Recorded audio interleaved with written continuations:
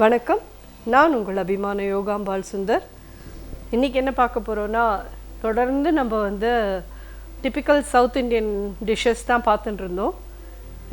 சில பேர் கேட்க ஆரம்பித்தா என்கிட்ட நார்த் இண்டியன் ஏதான்னு சொல்லுங்க அப்படின்னு சொல்லிட்டு, அதுவும் பர்டிகுலர்லி பன்னீர் பட்டர் மசாலா கேட்டிருந்தாங்க.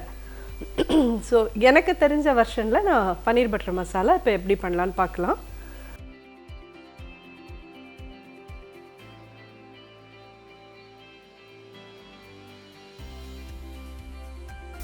பேரே பன்னீர் பட்டர் மசாலா.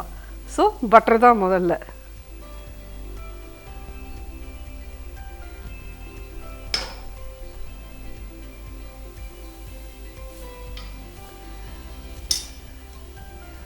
கொஞ்சமாக எண்ணெயும் விட்டுக்கலாம் இதோட.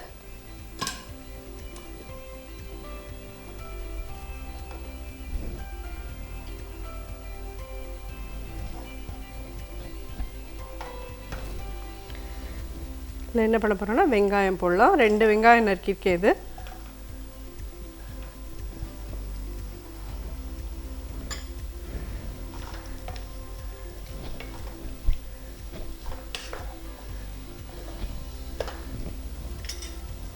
தக்காளியும் 2 தக்காளி.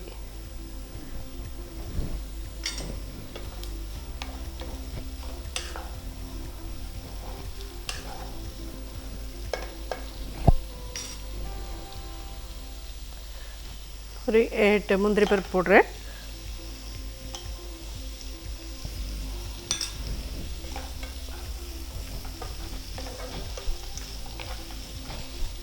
இது கொஞ்சம் நல்லா சுருளை வதக்கிடலாம்.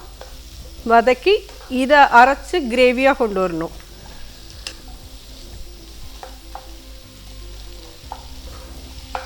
இப்படியும் பண்ணலாம். சில பேர் வெங்காயம், தக்காளி, பூண்டு, இஞ்சி எல்லாத்தையும் இதுவாக மிக்சியில் அரைச்சிடுவா பேஸ்ட்டாக.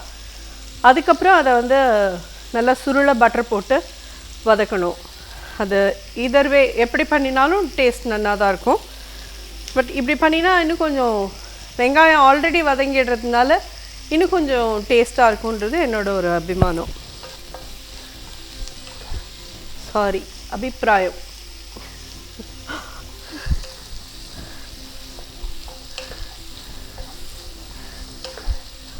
ஏன் முந்திரி பருப்பை இதுலேயே போடுறோம் அப்படின்னு சொன்னால், அந்த தக்காளி வதங்கரிச்சு, வெங்காயம் வதங்கரிச்சு அந்த ஈரத்தில் அது சாகி ஆகிடும். ஸோ உங்களுக்கு அரைக்கரிச்சே நல்லா பேஸ்ட் மாதிரி அழகாக வந்துடும்.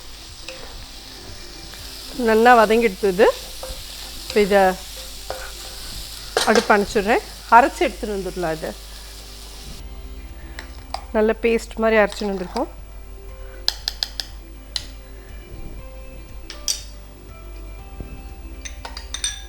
again 1 spoon butter,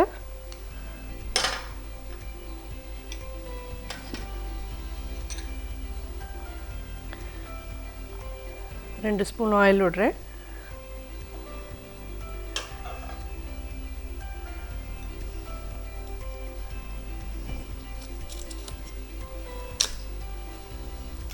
ரெண்டு பே லீஃப் போட்டிருக்கேன். 4 கிராம்பு, 2 ஏலக்காய்,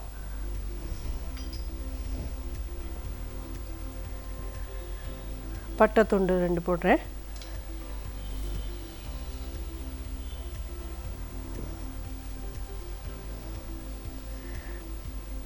இதுலேயே ஒரு அரை ஸ்பூன் மஞ்சப்பொடி,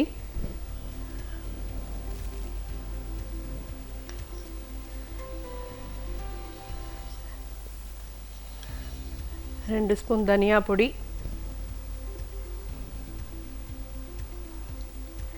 உங்களுக்கு காரம் எவ்வளோ வேணுமோ அவ்வளோ. நான் 1 ஸ்பூன் கிட்ட மிளகா அப்படி போடுறேன்.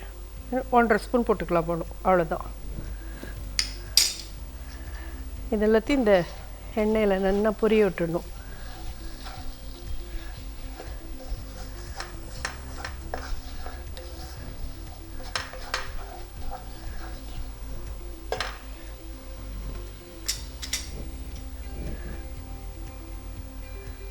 அரை ஸ்பூன் ஜிஞ்சர் கார்லிக் பேஸ்ட்,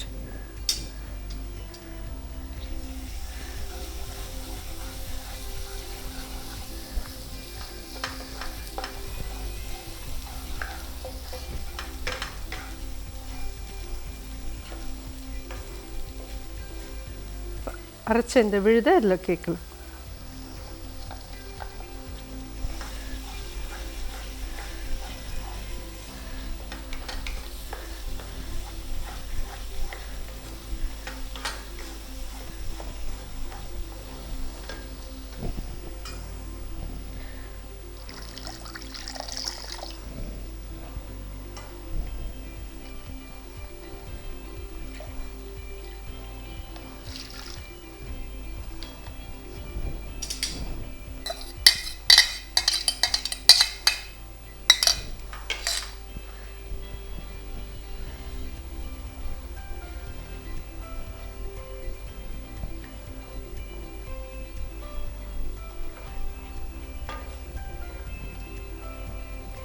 இது ஒரு கொதி வரட்டும்.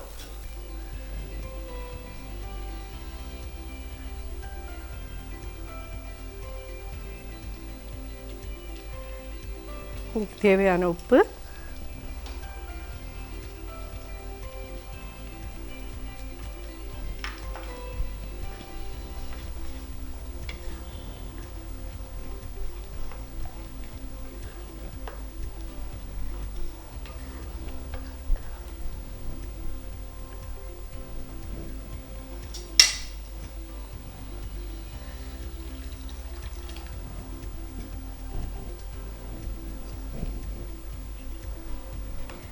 கொஞ்சம் இவ்வளோ தண்ணி ஆக்கிக்கோங்க, ஏன்னா அது கொதிச்சு திக்காகணும்.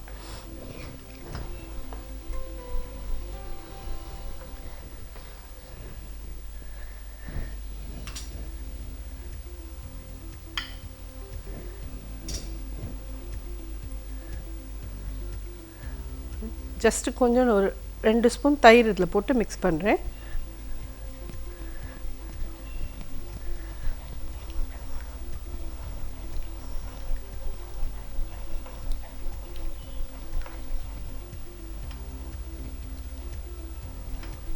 அதெல்லாம் ஒரு க்ரீமி ஸ்ட்ரக்சர் கொடுக்கறதுக்கு தான் இந்த தயிரெல்லாம். எங்களுக்கு தயிர் வேண்டாம் அப்படின்னு நினைக்கிறவா போட வேண்டாம், வெறும் தக்காளி வெங்காயம் அந்த பேஸ்ட் மட்டும் இருந்தால் போதும்.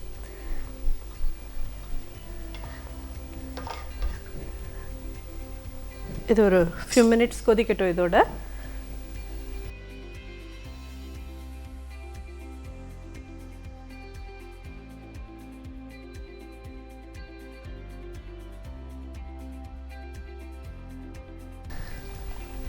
நல்லா கொதிச்சுட்டு இப்போ இதில் வந்து இந்த பன்னீர் வந்து வறுக்கணும், வெந்நீரில் போடணும், அதெல்லாம் எதுவுமே பண்ண வேண்டாம்.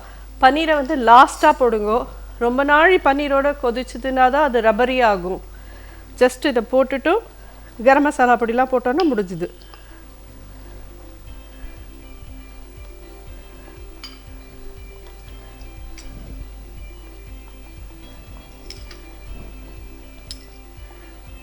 கரம் மசாலா பொடி 1 ஸ்பூன் போடுறேன். கிச்சன் கிங்னு ஒன்று கிடைக்கும், எல்லா பிராண்ட்லேயுமே இருக்கும் இந்த கிச்சன் கிங்கு. இந்த கிச்சன் கிங்கும் நீங்கள் கண்டிப்பாக பன்னீர் பட்டர் மசாலாக்கெலாம் யூஸ் பண்ணிடலாம், நல்லாயிருக்கும். இது ஒரு 1/2 ஸ்பூன் 3/4 ஸ்பூன் கிட்ட போட்டிருக்கேன். நார்த் இந்தியன் டிஷ்ஷஸ்க்கெலாம் எப்பயுமே சுகர் கண்டிப்பாக வேணும். 1 ஸ்பூன் சுகர் போட்டிருக்கேன்.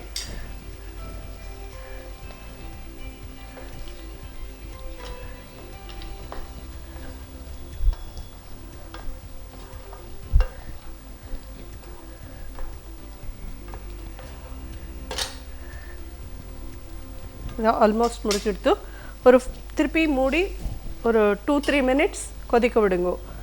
திருப்பி ஒரு 2 நிமிஷத்தில் பார்க்கலாம். அதெல்லாம் ஒரு 2 நிமிஷத்தில் நல்லா கெட்டியாயிருக்கு. இன்னும் பன்னீர் இல்லாமல் அப்படியே சாஃப்டாக இருக்குது இதில் போட்டதெல்லாம்.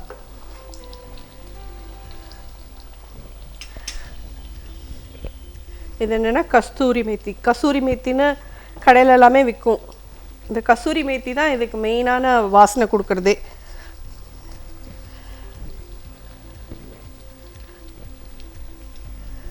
கொத்தமல்லி,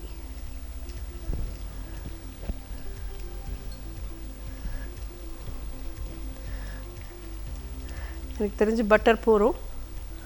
ஒரு 1/2 ஸ்பூன் பட்டர் டவுட்டுக்கு போட்டிருக்கேன். முடிஞ்சாச்சு.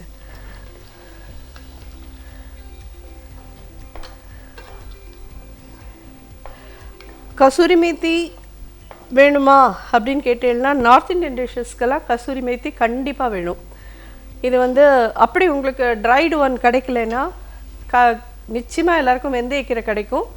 அதை வாங்கி வெயிலில் கொஞ்சம் காய வச்சு எடுத்து வச்சுட்டேன்னாலே கசூரி மேத்தி அதுதான். இப்போ எல்லாம் ரெடி ஆகிடுது. இந்த வருஷன் பன்னீர் பட்டர் மசாலா உங்களுக்கு எல்லாம் பிடிச்சிருக்குன்னு நினைக்கிறேன். கண்டிப்பாக ட்ரை பண்ணி பாருங்க. எனக்கு தெரிஞ்ச மாதிரி நான் பண்ணி கொடுத்துருக்கேன். நிச்சயமாக நல்லாயிருக்கும். நாங்கள் எல்லோரும் சாப்பிட்ருக்கோம், நல்லாவே இருக்கும். இது ட்ரை பண்ணி பாருங்க, ஃபீட்பேக் கொடுங்க. நன்றி, வணக்கம்.